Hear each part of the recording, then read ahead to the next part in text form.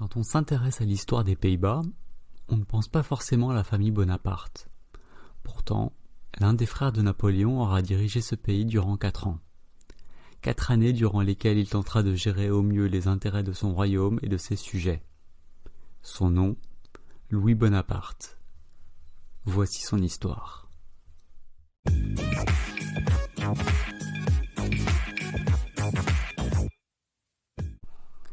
Louis naît le 2 septembre 1778 à Ajaccio. Il est rapidement destiné à suivre les traces de Napoléon en embrassant la carrière militaire. Alors que le futur empereur prend le commandement de l'armée d'Italie, Louis devient son aide de camp. En gros, il est chargé de transférer les ordres de Napoléon et d'assurer l'ordonnance et l'intendance de l'armée. Il conservera ce poste durant la campagne d'Égypte, puis obtiendra au retour de l'expédition le commandement du 5e régiment des dragons, une unité de cavalerie. En 1802, il épouse sur les ordres de son frère Hortense de Beauharnais, la fille de Joséphine, l'épouse de Napoléon. 1 an plus tard, il devient général de brigade. Lorsque l'Empire est proclamé, Louis rentre dans la succession impériale derrière son frère Joseph et devient même grand connétable et colonel général des carabiniers. Il accompagnera par la suite Napoléon en Italie et deviendra gouverneur du Piémont. En 1806, il est nommé général de division, prend la tête de l'armée du Nord et occupera brièvement la République batave, l'équivalent des Pays-Bas. Le 5 juin 1806, il est nommé roi de Hollande sur décision de Napoléon, bien qu'officiellement, c'est une délégation hollandaise qui lui a demandé de devenir souverain. Bien qu'il n'ait pas été très enthousiaste au départ, Louis va se consacrer à sa nouvelle charge avec beaucoup d'enthousiasme afin de satisfaire ses nouveaux sujets. Malheureusement pour lui, cette couronne va rapidement s'avérer être un cadeau empoisonné.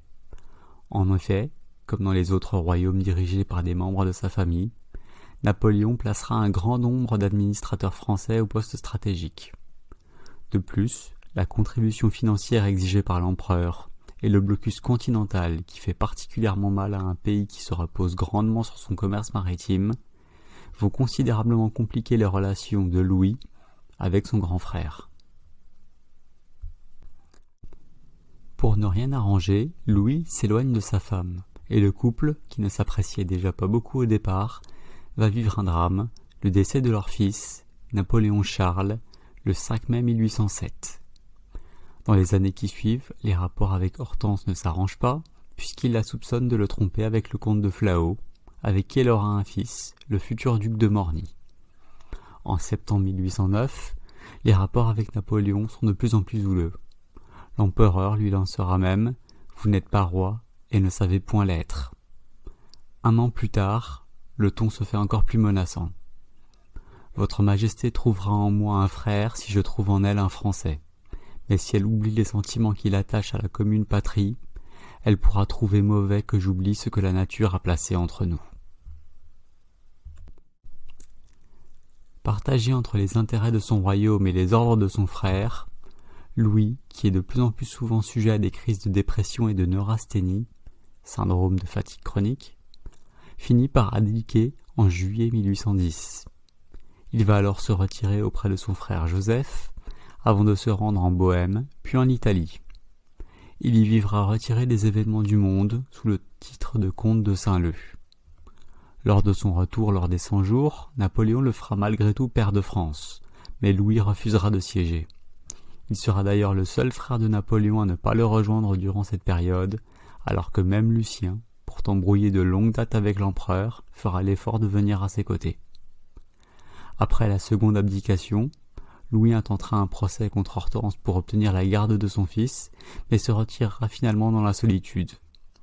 Il s'essaiera sans succès à l'écriture et mourra le 25 juillet 1846 à Livourne.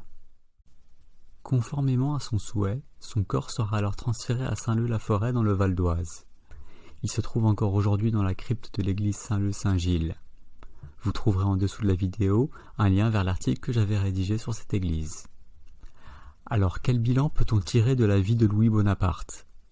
Malgré de nombreux titres et distinctions, Louis n'aura pas laissé une trace impérissable dans l'histoire du consulat ou de l'Empire. En dépit de sa bonne volonté, Sa fragilité psychologique l'aura empêché de jouer un rôle significatif. À Sainte-Hélène, Napoléon, qui l'appréciait réellement, dira de lui « Il a de l'esprit et n'est point méchant, mais avec ses qualités, un homme peut faire bien des sottises et causer bien du mal. » Et vous, que pensez-vous de Louis? Dites-le moi en commentaire. Si vous avez aimé la vidéo, n'hésitez pas à la liker et à vous abonner à la chaîne. En attendant la prochaine vidéo, je vous dis à bientôt.